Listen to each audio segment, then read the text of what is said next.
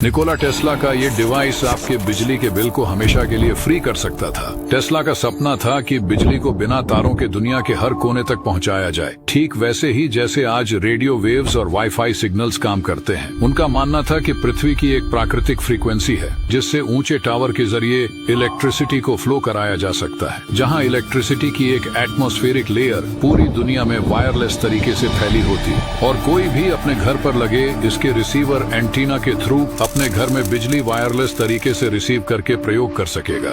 यह टेस्ला का dream project था जिसके जरिए वह दुनिया के हर घर को फ्री इलेक्ट्रिसिटी देना चाहते थे। उन्होंने इस पर सबसे बड़ा एक्सपेरिमेंट वार्डनक्लिफ टावर के जरिए किया, लेकिन यह सपना कभी हकीकत में नहीं बदल सका। पर आखिर क्यों, और क्यों इसके पीछे एक बहुत बड़ी साजिश थी? आइए समझते हैं इस महान इन्वेंशन की कहानी।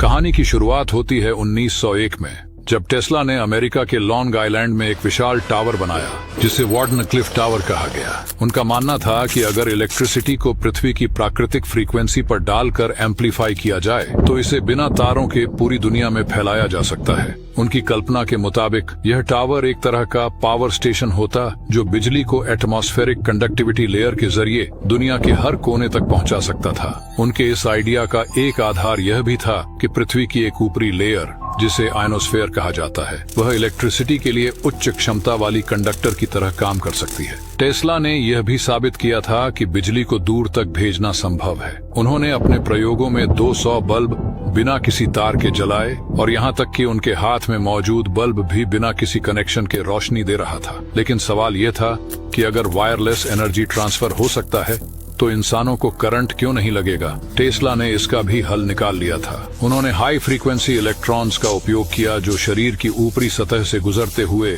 सीधे पृथ्वी में चले जाते थे।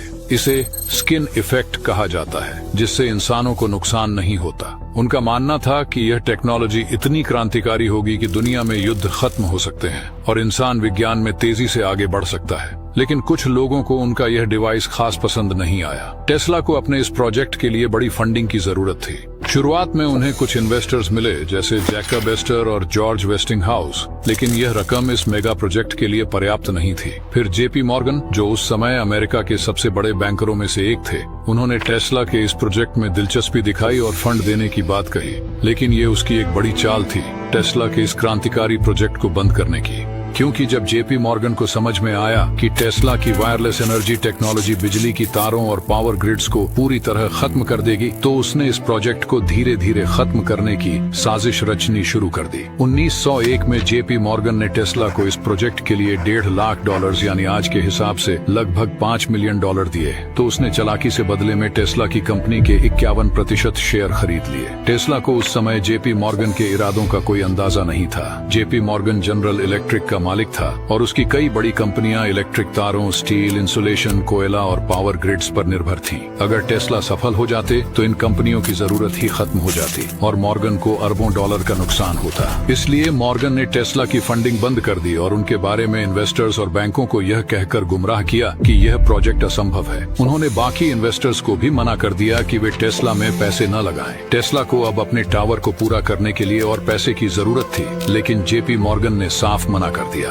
उन्होंने अपने पत्र में टेस्ला को लिखा, मुझे तुम्हारा खत मिला, लेकिन मुझे इस प्रोजेक्ट में कोई दिलचस्पी नहीं है। अब टेस्ला के पास कोई रास्ता नहीं था। उनके पास अपने खुद के शेयर बेचने तक के पैसे नहीं थे। उन्होंने सिर्फ 166 फीट ऊंचा टावर खड़ा किया जो उनकी योजना से बहुत छोटा था। इस टावर का ऊपरी हिस्सा कॉपर और स्टील से बना था, जिसमें अल्ट्रावायलेट लाइट्स लगाई गई थी ताकि इलेक्ट्रिसिटी आयोनोस्फीयर तक आसानी से पहुंचे। लेकिन अब जेपी मॉर्गन ने बाकी फाइनेंसरों को भी टेस्ला से दूर कर दिया और धीरे धीरे उनका पूरा सपना बिखरने लगा।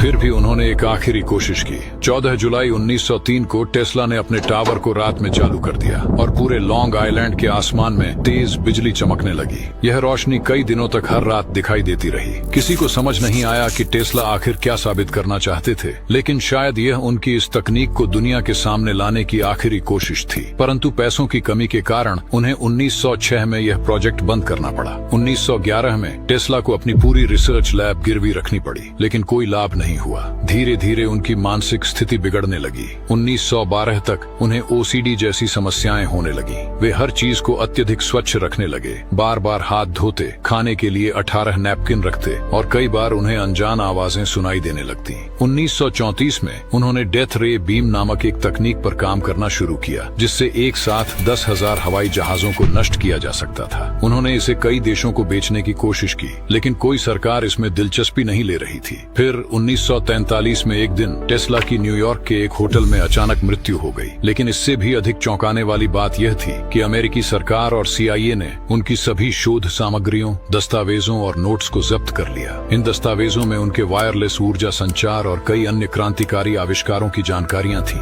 लेकिन आज तक कोई नहीं जानता कि उनके शोध पत्र कहां गए और अमेरिकी सरकार ने उनके साथ क्या किया। टेस्ला का सपना था कि बिजली दुनिया के हर कोने तक बिना किसी तार के पहुंचे, लेकिन JP मॉर्गन और अन्य व्यापारिक दिग्गजों के लालच ने इसे हकीकत बनने से रोक दिया। अगर यह तकनीक सफल होती तो आज दुनिया में शायद मुफ्त बिजली होती और मानवता विज्ञान में कहीं आगे बढ़ चुकी होती। लेकिन टेस्ला की विरासत कभी नहीं मरी। आज भी दुनिया भर के वैज्ञानिक उनकी खोजों को समझने और दोबारा जीवित करने की कोशिश कर रहे हैं। वीडियो जरा भी इंफॉर्मेटिव लगा हो तो लाइक जरूर कीजिएगा और सोचिएगा कि क्या टेस्ला की वायरलेस एनर्जी ट्रांसफर तकनीक को एक दिन फिर से खोजा जा सकेगा, या फिर यह हमेशा के लिए इतिहास के पन्नों में ही दबी रह जाएगी। और विज्ञान की इस रहस्यमयी कहानी को अपने दोस्तों के साथ शेयर कर इस पर चर्चा जरूर करिएगा।